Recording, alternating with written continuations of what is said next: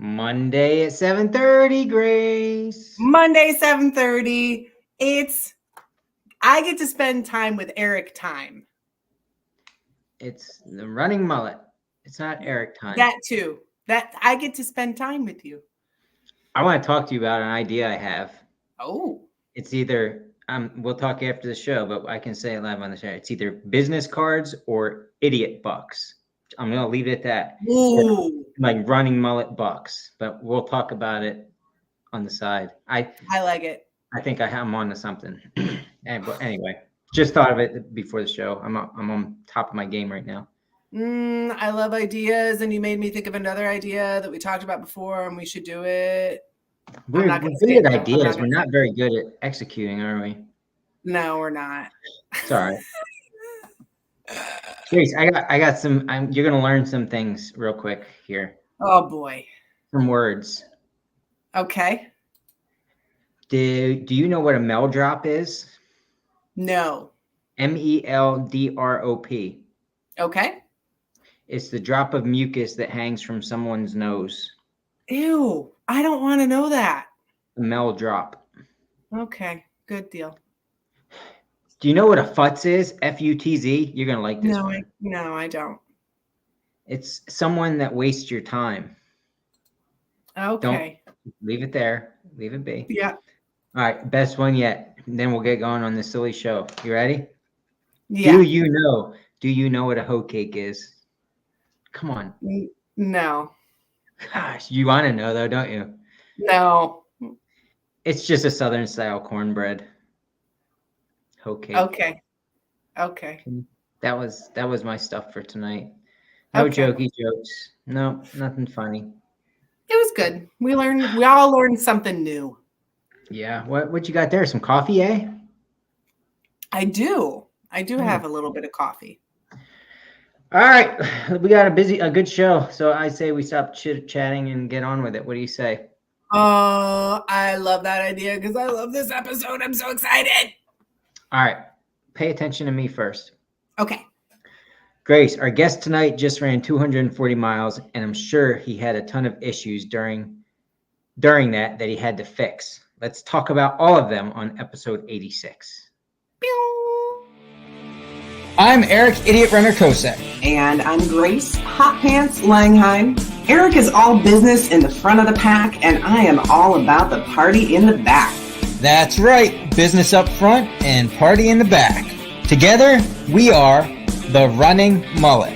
And we are going to talk about every aspect of running, the podium to the DNF and everything in between. If you are a runner, this show is for you.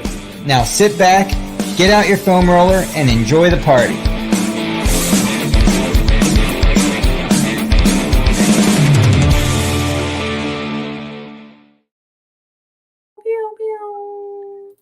I don't know how it's physically possible that we're creeping up on the 2-year mark. It doesn't even make sense to me.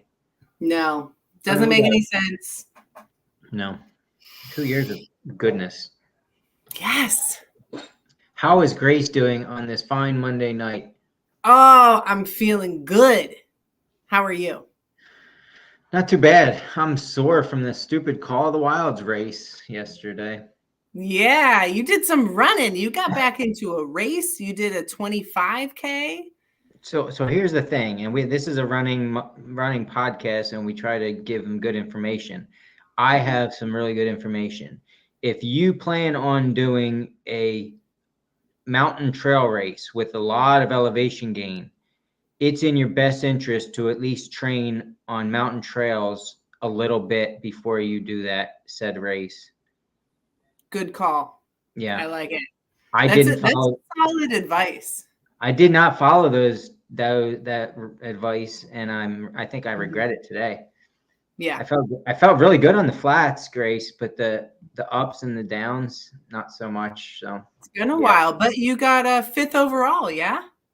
Yep, 5th overall.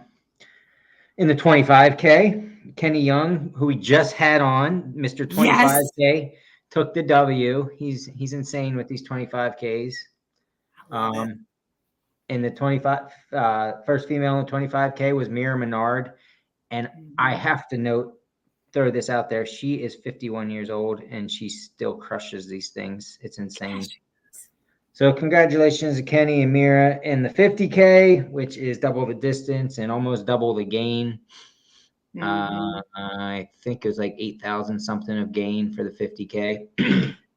Tammy Raquel was the first female, beating out Marisa, and Reagan McCoy, who was expected, got a sub 5 hour finish and with the win. Sub 5 hour on the Call of the Wilds 50K course is just nutsos. That's insane. And lots of people just had a really good day. Saw a lot of friendly faces out there. Some people, who've been out there plenty. Some people who are kind of returning or new to the trails. I saw, a lot of idiots. April was out there. Misty was out there. Our DFL was Tess Barnes, and she helped her friend Amy Jacobs to the finish for the 25K. So that was very cool to see. And Amy crushed it. She hit all of her cutoffs and still got the finish. So that was great to hear.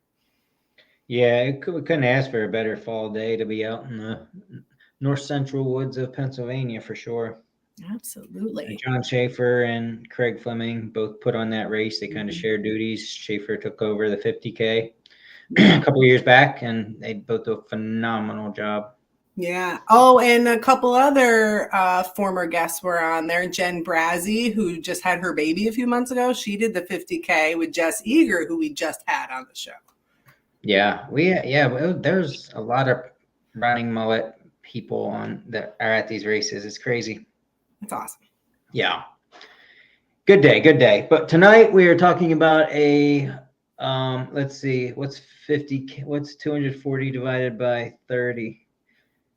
I don't know. That's 7 times that. Mr. Don Nissley ran 7 times that, right? So, no, that's 21. 6. I'm good at math, Grace. Just give me a minute. 6, no, 7. What are we dividing? It's 8 divided by 30. Yeah. Or yes, whatever. He did 8 Call of the Wilds. Yeah. At Moab 240. That's a great introduction. Now we have on Mr. Don Nissley. I'm going to bring him on. He has been a Idiot Runner supporter since the beginning. He has all the colored hats, I believe. He likes what's your favorite color, Don? You always orange, yeah. So he has all the orange stuff. Yeah. But he just completed Moab 240, which was his first dive into the 100+ distance, right? Mm-hmm. 200s. I did over a 110 in the spring. Okay, yeah. Okay, so first dive into the 200 pool. Yeah. So as you can see on his sweatshirt, he finished it. He's been home over the weekend. Oh, Don, how was it? Brutal. Don, do you know what day it is? No. If people from work weren't calling, I would not know it was Monday. It still feels like it should be Sunday last week already. Yeah. Yeah. And do you understand? Does your brain understand that you completed the Moab 240? Oh yeah, that for sure. I was pretty with it the whole race actually. So yeah, but you've accepted like such a feat of accomplishment. Like, oh no, that's different. I have not accepted that I actually did it. Like it sort of feels fake. Like, how did I get here? Right. Oh my gosh. Well, how did you get here? So start from the beginning, because was it, I know that you did like Georgia Death Race earlier this year and you hit up some other timed races and things like that. Were those races intentional leading up to this?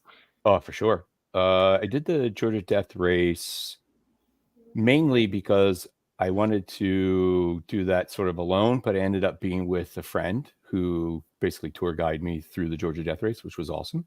Mm-hmm. And then 15 days later, I did the new race, the Cherry Spring 110 on purpose because it was going to have sleep stations and all that. And I thought, what a great way to be tired from GDR, practice sleep stations, which I never did, but that's a different story.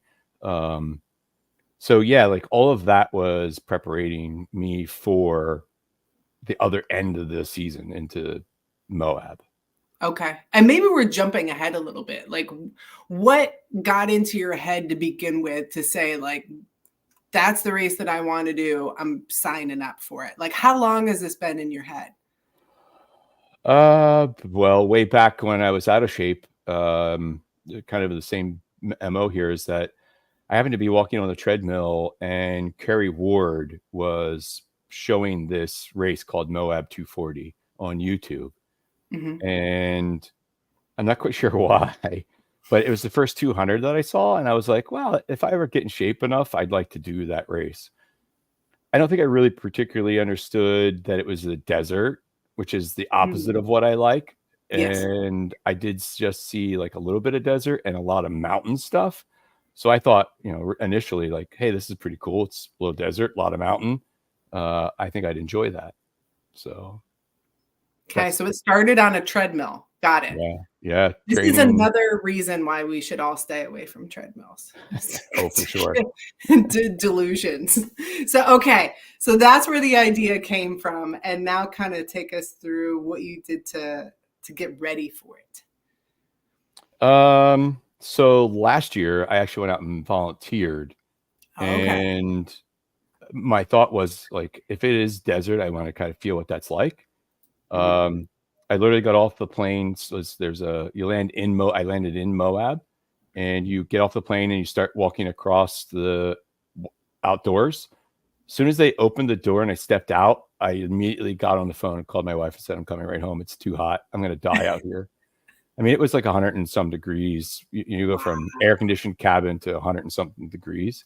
Yeah. This mountain kid was not ready for that. Yeah. But fortunately, my wife is smarter. So she's like, hey, you're there. You've been traveling. Sleep it off. Sleep the night. Mm-hmm. Next morning, I woke up pretty refreshed. And I was like, yeah, this isn't so bad. That first lunch, I realized I was very dehydrated because I didn't feel myself sweating. It just evaporates pretty quickly in weather like that. And so I learned a pretty good lesson right off the bat to make sure I was hydrated, especially for this coming race. Mm-hmm. And I got sort of spoiled because that Wednesday it had rained while I was volunteering, and the temperature dropped to like 70 degrees until Monday. It started getting hot again. I thought, oh, this isn't so bad. Like I can manage this weather.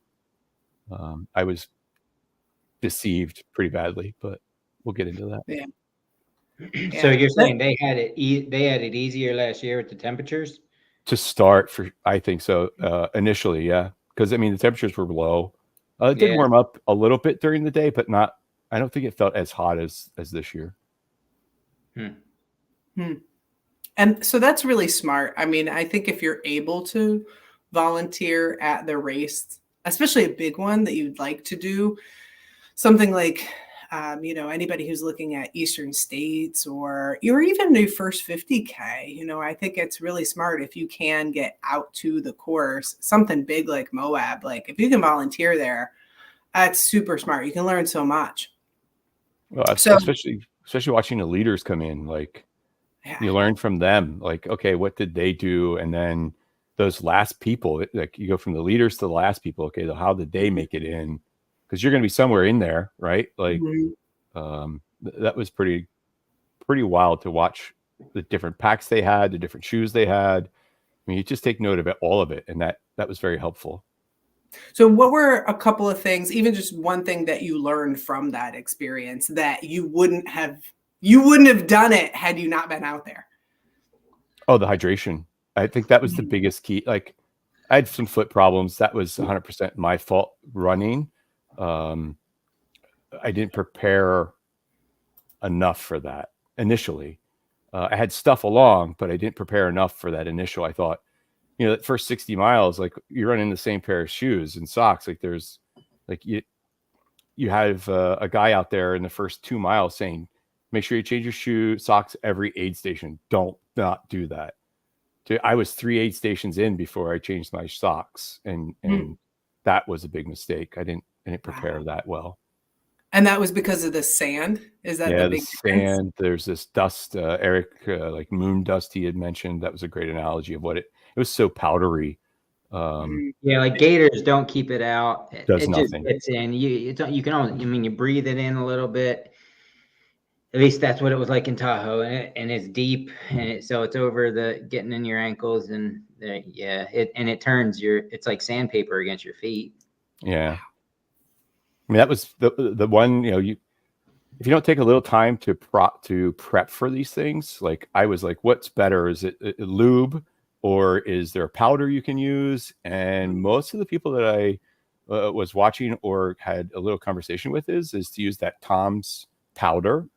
And once I started getting that process down, I didn't have another blister. It was awesome. Nice. It just was, everything was real early, real fast, because they didn't use enough powder to start. And one of the medics said, don't just put it in your sock, put it on your foot, then put it in your sock, the powder. And once I started doing that, it was wonderful. I didn't have any other issues. Wow, that's great. Now, a race like this, majority of the runners tend to have crew. There are some runners that do these solo. They prefer to do them solo. I think it's amazing to physically and mentally do it solo. But a lot of what you're talking about, dealing with your feet, you had a crew, and you didn't have just a crew. You had a phenomenal. Grace knows who you had. I know who you had. A lot of everybody that the three of us knows who was out there with you, and I think most people are probably pretty jealous that you managed to form this dream team of a crew. So tell us who you had on your crew. So I think your crew comes to you sometimes because they're the people you're supposed to be with. Like, obviously I've asked some people and they weren't able to come. And then I ended up asking Sam, and she's like, yeah, I'm going to do it, but as long as Rhoda can come along. And my heart actually dropped because, like, I know who Rhoda is. She's a tough cat. Like, I got nervous because I'm like, how am I supposed to compete? How do I perform around Rhoda? Right. Even Sam, Sam and Rhoda, and you're like, man, these are two crazy women that are amazing. Phenomenal. Like, my anxiety was up because, like, I didn't want to let either of them down. Something bad happens. You can't help that, but I didn't really want to let them down. So the minute I knew that Rhoda and Sam were on the team, it was like, oh, my heart was. And they came to pace, and it's like, you don't want to lose that opportunity to be paced by either one of them. Oh gosh, no. So you gotta make sure that you're still in it the whole time. Oh yeah, you're not missing that opportunity. Yeah, and they're two different people. Sam is very fun, very talkative, very engaging, which is fun, right? Like, you get that, and you're like, oh, this is great. The other part with Rhoda was it was business, and I love when we were together because, not that she doesn't talk and we didn't have a conversation, but it was like, dude, this is business. Let's get it done. And I love that. Like, at those moments when I needed the business to happen, she was at the right place to do that. Yeah. Nice. Yeah. Like, it's beautiful. This is fun, but don't forget, we're here to finish. Yeah, we're here to get this done. Yeah. And then I had my best friend Brett along, and he was the middle section. Unfortunately, he got the all road section. There was no elevation, maybe 100 feet of elevation. It was so flat and miserable. But yeah, how many miles with no elevation? I think it was pretty spot on, like 28, 20. Almost all of them were 30 miles. Sam had the most in the beginning. I think it was like 48, and then she had the end, which was another 30 something miles, because there was some chatter for her about something possibly happening, and I thought, well, if that's the case, let's give bookend Sam. She had the most, give her the most rest, and then hopefully she would be there on the end. Gotcha. Nice. Oh my gosh. Well, I mean, huge. I want to give a shout out to your crew just because that's such a cool thing that they did. They're amazing. Yeah. It was very fortunate, and I couldn't It's one of those moments when, you're out with Sam. I think we probably had the most emotional time together, because I think that early part was a lot of back and forth in my internal battle. Yeah. And some of that came out. And even now, like, just going back and thinking about it, like, that emotion builds up again. And you're like, man, Sam was perfect there, because she was able to help me get through some of that mentally. And, it was, you could cry like at this moment, because that's how emotional it was, and how glad I was that Sam was there for that. It's such a gift.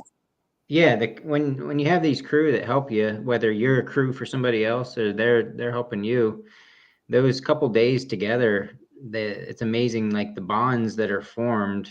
It's literally forever. And from, at least for me, when I've done some longer stuff and went somewhere to do it, the memories are that much stronger too. Like they're very vivid in my head.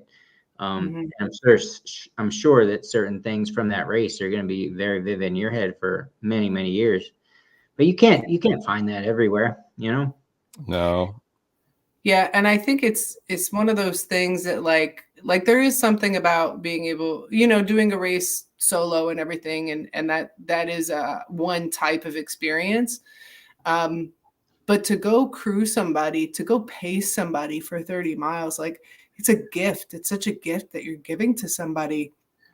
And to receive that gift is beautiful, and to give that gift is beautiful. And I think, like, if you ever get that opportunity to pace somebody, you might have to give up one of your own races to go do it, but it's just such a beautiful thing. So anybody out there who's thinking about it, if you haven't done it before, you get to give somebody that gift, and you come out of it thinking about the sport, I think, very differently.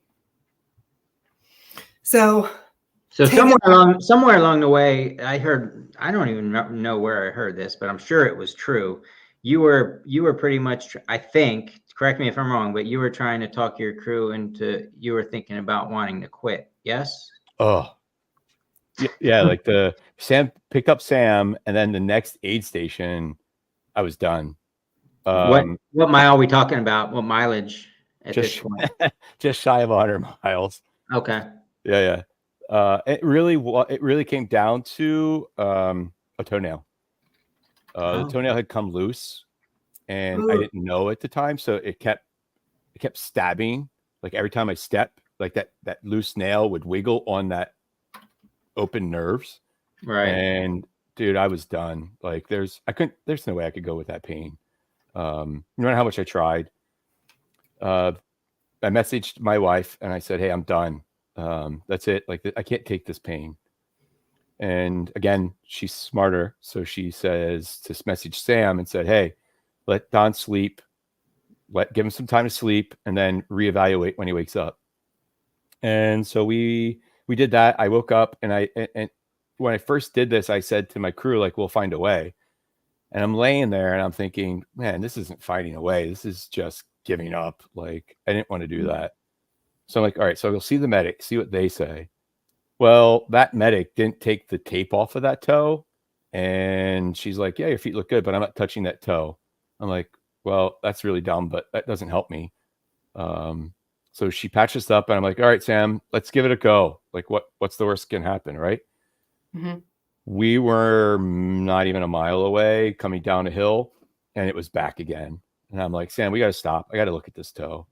And I take the tape off, and it's just hanging by some skin. Oh. And I just, like, you know what, Sam?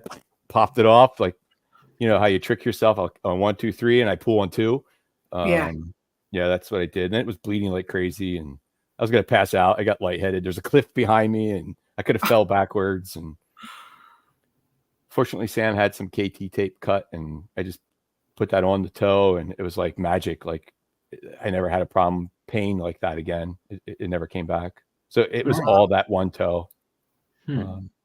That's wild how one thing can kind of dominate our thoughts and our feelings, and the rest of our body even can react to it, because you can even change your gait from it. Oh, for sure. How's your toe now? Is it still there? The toe is there, but now it's over the cliff. You guys put some pictures on the Facebook group of that toe. Come on, man. That's good. That sounds like good stuff. Oh, I will. Yeah. I have get a nice clear one, high res, up close for me. Sure. You know, they all look pretty amazing, right? Well, 3 of them look amazing right now. That's awesome. The blisters are actually on the bottom of my feet. Those are actually on Facebook now. Yeah. But I learned from Grace, like I post it and it's like, look at your own risk, and then post it in the comments. So thank you. I like to shove it in their face personally. I've had to hide some threads before. Kip, I'm talking about you. Eric, I'm talking about you. I had to hide some of like I am not a nurse, guys. I don't see this stuff all the time. Hey, Kip does ask a question here. Like my reasoning for powder was because it was dry, and that helped keep the sand off of my foot. If I used lube, the comments were that would attract the sand and cause that grinding. Yeah. So that was the whole reason for the powder. If Nice. I wasn't clear on that.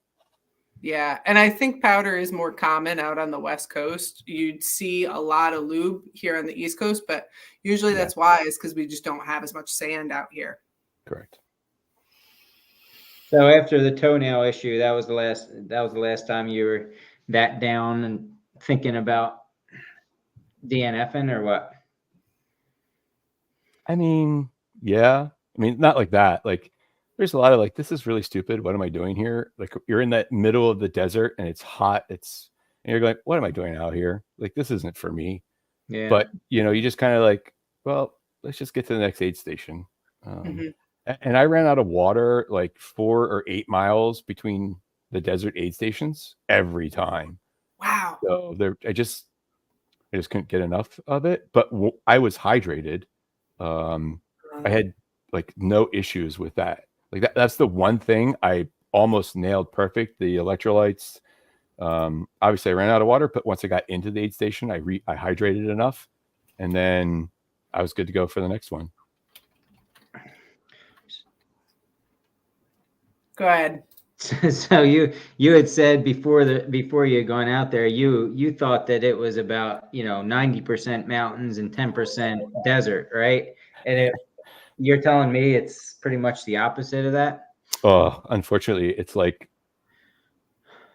probably 190 miles of desert and the rest is mountains. Wow. That's I didn't realize that. I mean, I thought some of it was desert. I probably had similar thoughts to you. Like, yeah, if they throw some desert in there to be cute, but a lot of it's, trees and mountains, but that's a lot. Yeah, no, but once you got in the mountains, it was like so picturesque. Like you forgot about the desert. It was so gorgeous during the day, especially Shea Mountain. We got up there to Monticello, which however you want to call it. I don't know the proper way to say that one yet. Nobody seems to know that, but once you're there and you get to that lake, like that portion of it is just gorgeous. Like nothing around here. Yeah, it keeps you going. Yeah. Marisa had asked in the chat, was there an average? What was the average distance between aid stations? Just about 30, honestly. That's not true. 15-ish, somewhere in there, like 15, 16. Longest I think was 20, a little over 20 miles. Okay. Yeah. And so tell us about that. You said you kind of nailed nutrition, aside from running out of water, you were pretty close to spot on. So tell us, what did you eat? How often did you eat? How much did you eat? Did everything stay down? And drink. What electrolytes did you use? I used Precision electrolytes. The packet, the 1500, it's a purple. I'm sorry, Grace, go ahead. No, go ahead. It's a purple pack, 1500. I just took one in 700 milliliters, and so 2 of those per between each aid station, and then a bladder of water. In one of the things I would have changed is Precision also makes a carb fuel.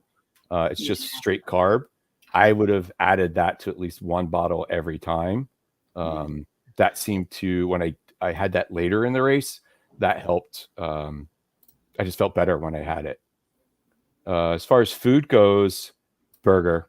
Every aid station had a burger. I was downing a burger. If they didn't have a burger, it was eggs, hash browns, bacon, avocado wrap with bacon. Those are amazing. The one aid station was the worst. It only had these little like mini sausage type rolls. They gave me 4. They're like, here, take 4 of these. That should do you. Well, that didn't do squat. I was thankful I had gels. Gels along. Now, did you have a target calorie intake or carb intake? Not particularly. No, I just wanted to go. If I was hungry, I would eat. If I wasn't, so most hundreds, I don't eat. Like I'll run the whole 100 with a couple of gels, and some liquid calories, because my stomach I just feel better when I'm running that way. But knowing that this was the 200, I just ate a burger. I mean, they were big burgers too. Yeah. It's like you never had a burger taste so good when you're out there. Yeah. And plain like, burger, no onion, no pickle, no cheese, just a plain burger and a roll. It's like the first time where you have ketchup. Oh no, ketchup! You gotta have ketchup. Oh my gosh, I was gonna say. Gotta have some moisture in there. I can do without anything, but I have to have ketchup. Yeah, ketchup was on. Yep.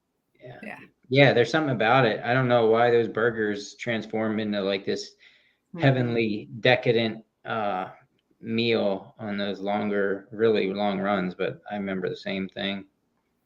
Yeah, it was pretty amazing. And then the one time, like Sam was with, and she's like, "What do you want?" I went like a burger. I want this. I want that. And we get in, and they're like, "We have egg rolls." Like, egg rolls. Who has egg rolls? So, like, don't be creative. Like that was the major downer. Yeah, that was the major downer. Like egg roll. What's an egg roll? What burger? You gotta give them credit. They're probably just trying to mix it up. It's at least they try to be different. Yeah. We had pizza at the one place. Like if you wanted whatever you wanted, they'd make you a pizza. And it was only a little small pizza, but that was so good. Nice. Some hot girl just asked the question. Rebecca Kosek just asked, "Would you do it again? And do you recommend it to us East Coasters?" Okay, so would I run Moab again? Heck no. Like there are times like I left the step and I went, goodbye step. I never have to see you again. Yeah. Like it's a one and done for me for Moab. Yeah. However, if Moab scares you, then you should do it. If you're not scared of Moab, then maybe find something else. Like, I mean, I'm a pretty good believer. Like if it scares you, you're going to train for it. You're going to be prepared for it. You're going to do everything you can to be ready for that race.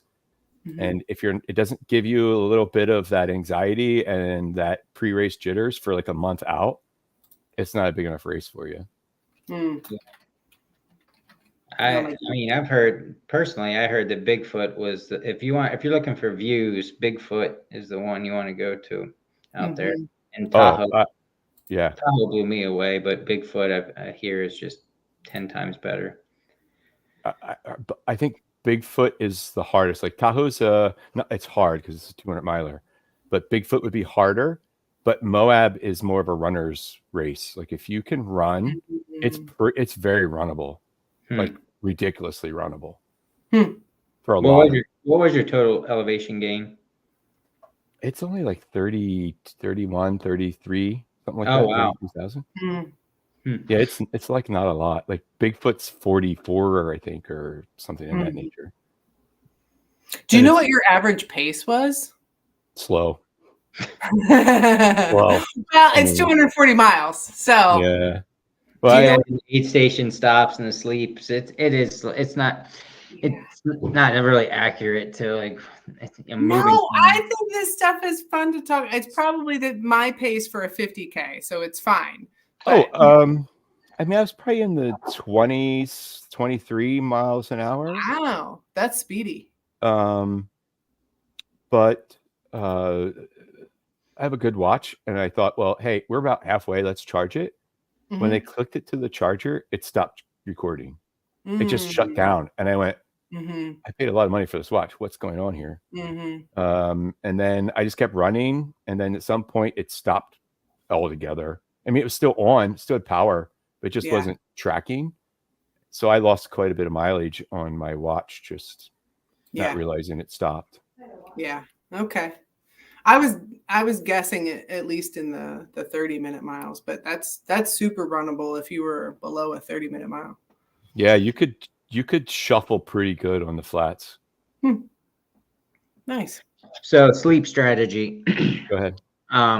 Did you have one going into it? Oh, for sure. Number one, did you stick to it? Number two, and how did your crew help you with that? Did they, and basically trail naps versus sleeping at aid stations? What did you do?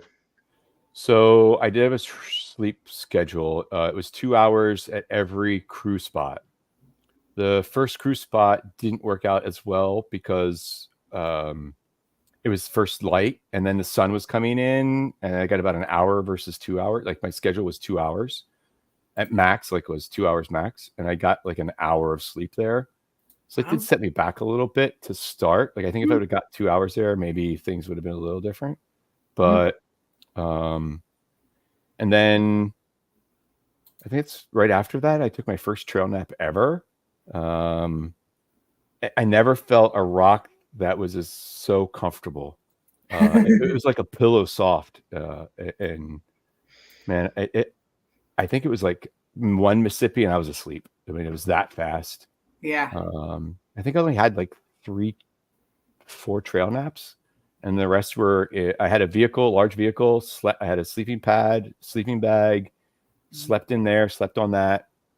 And it was like 2 hours, except for the last aid station. We got in there and Rhoda's like, you get an hour this time. I'm like, okay. I mean, I felt like I closed my eyes. It's Rhoda. You have to listen to her. It's Rhoda. Yeah, right. Yeah. So she's like, they lifted, man, it was the coldest aid station too. And they opened the door and I could feel the cold air coming in. And I was like, it cannot be an hour already. I feel like I just closed my eyes. And they're like, yep, Don, time to get up. And I'm like, all right. I could have slept for like 7 hours, I think, at that point. It was because the cold, everything was just comfortable. Yeah. Now, did you have your spots scheduled? Like, I know I'm going to sleep here, here, and here, or did you wait until you were tired? No, scheduled. Okay. Yeah. So every time I had my crew come to an aid, like every other aid station is what they were doing. So it's like every 30 miles, I was looking to get about a 2-hour nap. Okay. Yeah. Okay. Wow. That's impressive that you were able to schedule it and actually go down and actually sleep. Oh, it was pretty easy. Yeah. Once I was there, it was like, I actually look forward to getting to the crew spots because it was like, I know I'm going to get some sleep. Yeah. That's exciting. Kip asked, was your beard gray before you started the race, or is that a result of running that far? No, this is courtesy of 4 children. So yeah. So you're actually 25. Yes. I just look 50, but I actually am 25. Yeah. So what was your actual finish time? How long did it take you? 108 hours and change. Nice. And what did you have a goal starting out? Yeah. Come on, let's hear it. I mean, ideally I wanted to be like in the 80 hours. Oh. Like, so, you set your time, like there's like, if I'm feeling great, I want to be here. Right. Midway was like 90. Worst case scenario, I wanted to be 112. I mean, I had 16 hours and 59 and 59 like to finish, but like I wanted to be ahead of that cutoff as much as possible. So sure. I didn't meet the first 2, but I beat the last one. So I'm not too upset about it, but I would have really liked to have done better. Yeah. Okay. Hallucinations. Did you have good ones?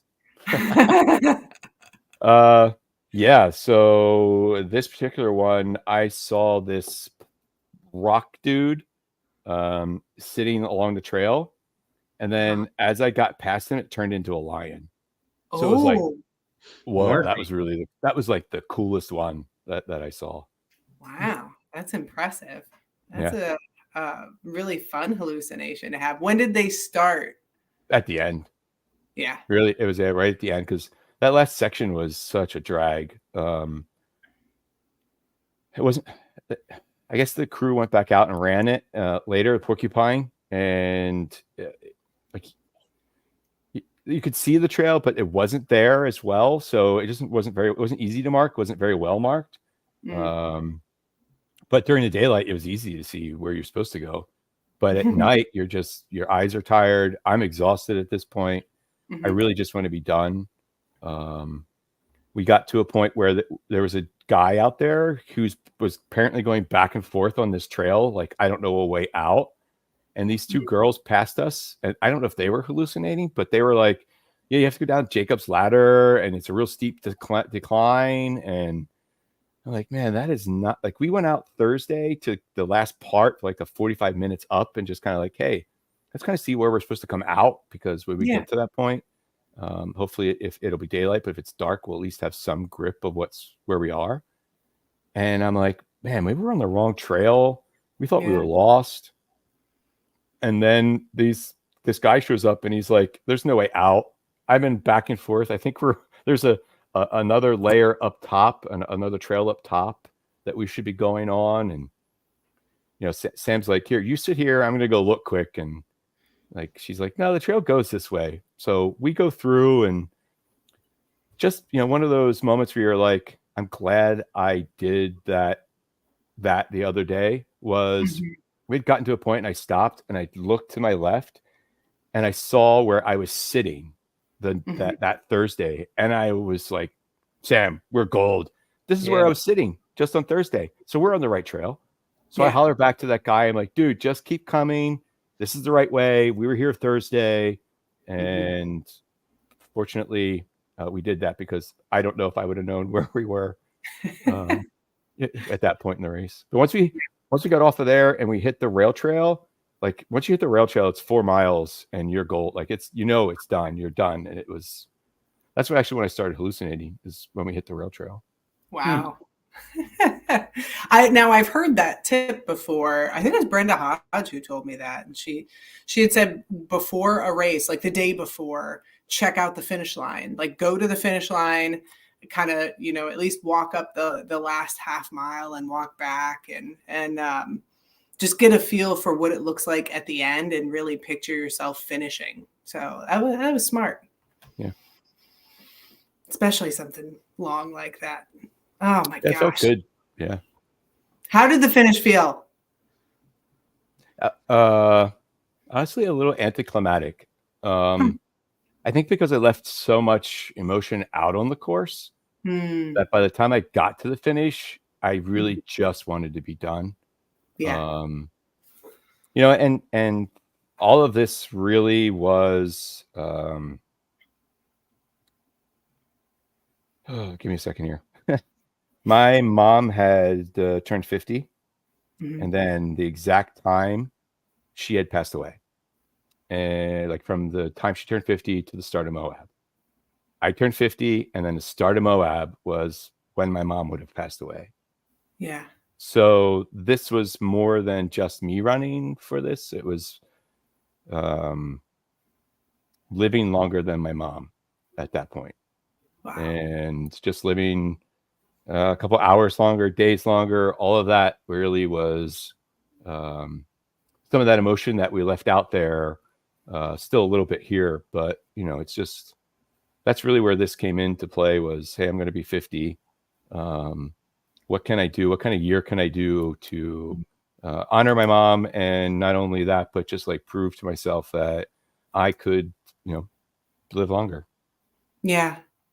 What do you think she would have said to you when you got across the finish? Probably the same thing I did. This is the dumbest thing I've ever done. Yeah. I mean, I think she would have been proud, but you know, it's mom. What mom's not proud of their kid for doing something cool? Yeah, I think she would have been proud of you. How are you different after this finish? What's different for you?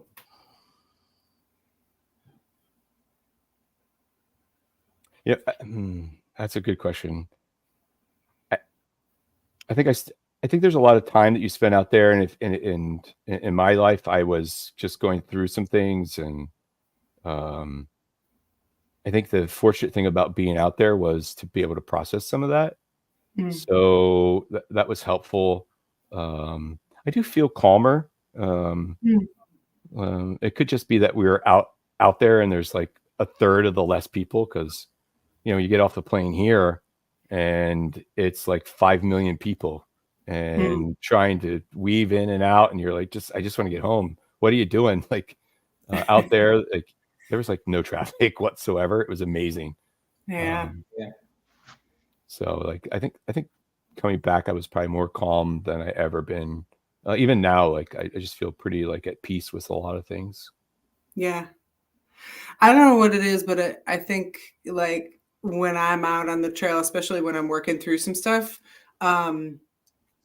sometimes there's like a memory or a thought or something like that I'll just like I physically, it turns into like a little ball, and I'll like leave it out on the trail, and then that's where it lives. And it'll always exist in that one place. It's this physical manifestation, and it's not a real thing, but in my head, that's where like something that I'm not necessarily upset about, but just something that is, it's something's going on in my head. I'll just leave it there out on the trail, and then you come back a little bit lighter, I kind of wish I would have talked to you sooner about that, because I probably would have done that with quite a few things. And maybe I just didn't really put it into thinking of that way. Yeah.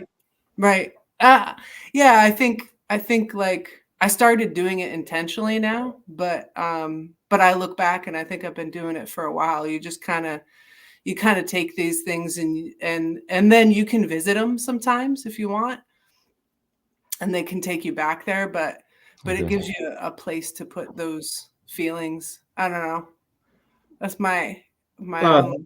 I think the beautiful part about this is crazy long distance we're talking, but even 50Ks and ultra distance, and let's just say being out on the trail for a full day is like, we tend to think that we process things and think about things all the way through, but most of the time we get distracted by one thing or another before we can truly get done our own personal thought process. But I've found doing this stupid long stuff is you can think about it, you can talk in your head to yourself about it for a while, and then 5 minutes later you can come back at it from a totally different angle and think about things, and I'm just talking about the spectrum of thoughts in general, but the time involved to be able to do that. And then you add the fact that these crew and these people that are pacing you,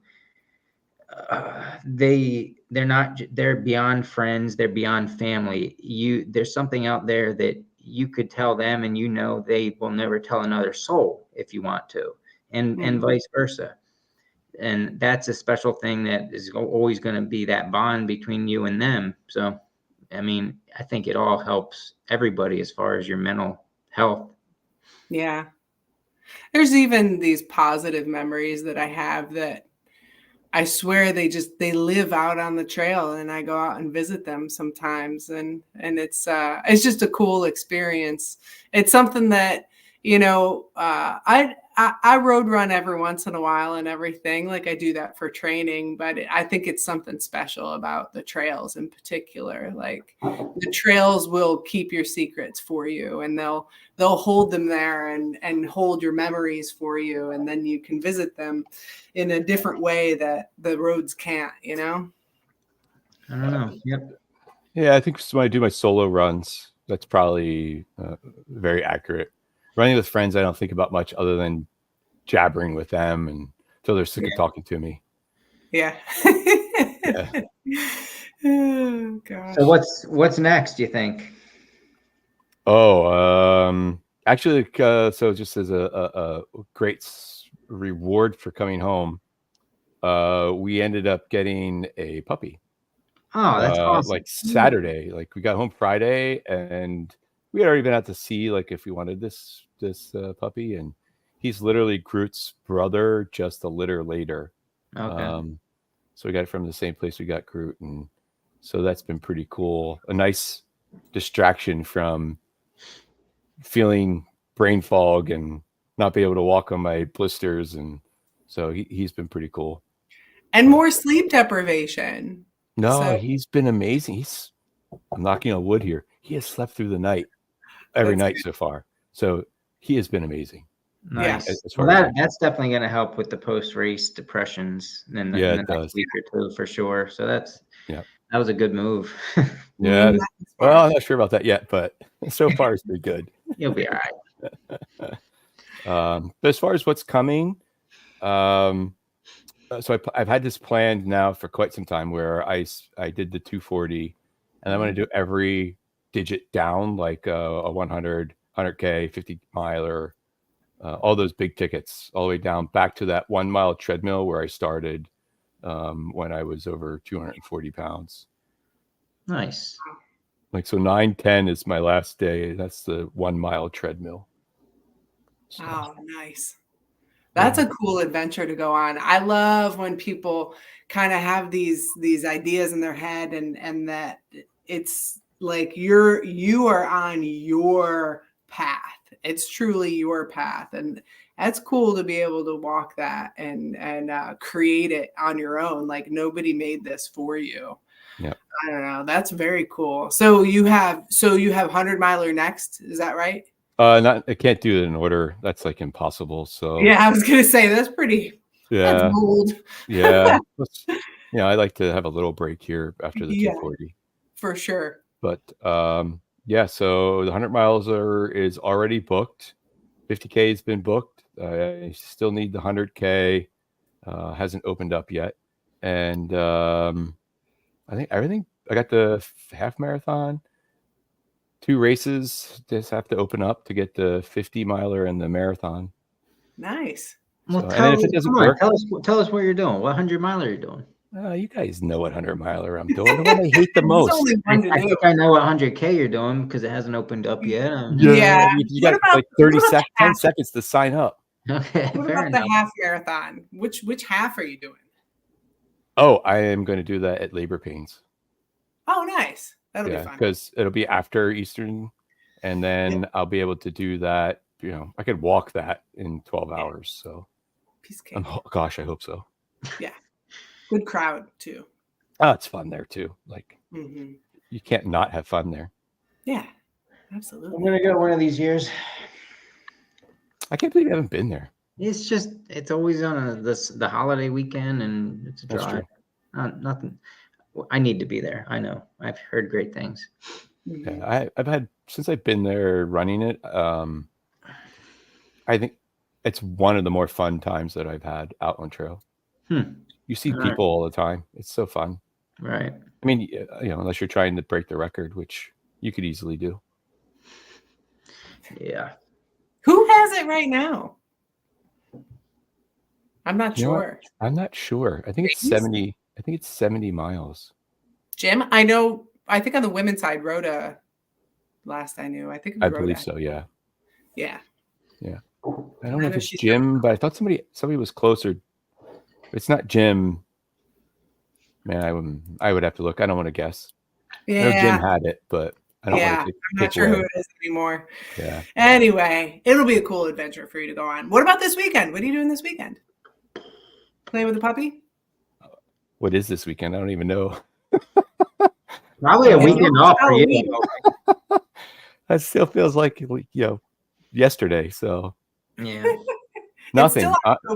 It's probably nothing or work because this is my busy time. Like that's the other bad part about this race was it's literally smack dab in the worst time for me. But fortunately, I sent out cards to all my customers and they've been pretty understanding. So. But now they're not because I'm home and we need to get done. So that's right. You got a lot of work to do, buddy. Oh. Well, thanks for coming on and telling your story. Thanks for having me. It's awesome that people we know are doing such amazing things. Mm-hmm. Don, it was great to have you on. I love crewing with you at World's End. I hope to see you out there crewing, volunteering, something like that. I can't keep up with you running, so That's okay. I'll have to see you on the volunteer side. But I hope to see you at another race again soon. That's my goal. Like once this big year's done, is I'm just going to retire, be professional crew, professional pacer. So if you need me, I'm here. Just got to get through 2025. Yeah. And then I'm free. Nice. Fair enough. Cool. Fabulous. Thank you so much for having me. It was fun. Grace, what are you doing this weekend? Let's see. I haven't really made any solid plans yet. Going out to brunch with some friends. Last weekend, I didn't tell you what I did last weekend. Lacey and I spent the weekend in Jim Thorpe, and it was so fun. If you ever get a chance to do Jim Thorpe's Fall Festival weekend, even if you're not going for running or anything like that, like just to hang out and go to the shops, it is so much fun. Okay, Jim Thorpe Fall Festival. Jim Thorpe. Yeah. And we didn't do the train ride, but you can do the train ride, see all the pretty leaves. So I don't have any solid plans this weekend. Probably going out with the husband to do some fall peeping, some leaf peeping, because it should be about peak down here this weekend. It's either going to be this weekend or next weekend. Yeah. And we're still up here, but wind's starting to knock stuff down. Yeah, we're gonna do some peeping, I think. Cool. Yeah. What are you doing this weekend? I don't know. Nothing really that big. Lauren's got a district meet in Bloomsburg on Thursday, so that's a big race. But no, I don't think there's anything on the schedule for this weekend. Fun. Yeah. It's good. Kip invited me to go leaf peeping over at World's End for a run, so maybe I'll go do that. Ooh, that's a good place to peep. Mm-hmm. Especially with Kip. Yes. Yeah. There's a lot of activities we can go on. Yeah, this whole thing. But yeah, that's about it. And then let's see. Yeah, next weekend after that's the States in Hershey, so I'll be busy there. Ooh, fabulous. If we make it. Let's knock on wood. You're totally gonna make it. Yep. It'll be good. All right. Anything else we want to talk about? That's it. That's all I got. We will see everybody next Monday at 7:30 for another phenomenal show with another phenomenal person. Mm-hmm. And Don, thanks again. I'm gonna go figure out how to get that backdrop on me, so I don't have to stare at my dining room again. Thanks, Don, for coming on. Eric, we'll see you next Monday, 7:30 p.m. Eastern. We're going to talk about recovery next week, right? Yeah. Yeah, we're going to talk about recovery next week. So it's going to be a really great episode. Make sure you tune in and share with your friends and like it and share it and love it. And we're going to have our idiot bucks and our business card ideas figured out too. Yeah, we'll figure that all out by then. All right. Take it out, Grace. Okay. Thanks, everybody. Bye.